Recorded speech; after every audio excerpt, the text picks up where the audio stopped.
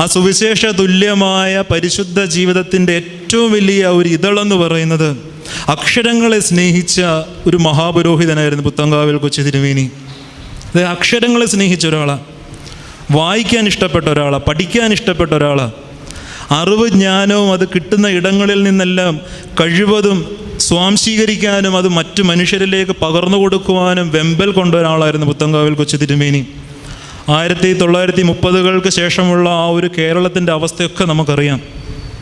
ആ ഒരു സമയത്തൊക്കെ എല്ലാ മനുഷ്യരും നിത്യവൃത്തിക്ക് വേണ്ടി 4 ഭാഗത്തും ഓടുന്ന സമയത്ത് KT ഗീവർഗീസ് എന്ന ഈ ചെറുപ്പക്കാരൻ ഹൈസ്കൂൾ വിദ്യാഭ്യാസം കഴിഞ്ഞു, CMS കോളേജിൽ ഇൻ്റർമീഡിയറ്റ് പഠിക്കുന്നു, കൽക്കട്ടയിൽ പോയി സെറാംപൂരിൽ പോയി ബാച്ചിലർ ഓഫ് ഡിവിനിറ്റി പഠിക്കുന്നു. അതിനുശേഷം പുത്തങ്കാവ് സ്കൂളിൻ്റെ അധ്യാപകനായിട്ട് വർത്തിക്കുന്നു. അങ്ങനെ അധ്യാപന വൃത്തിയിൽ തന്നെ നല്ലതുപോലെ മാറ്റൊലിച്ച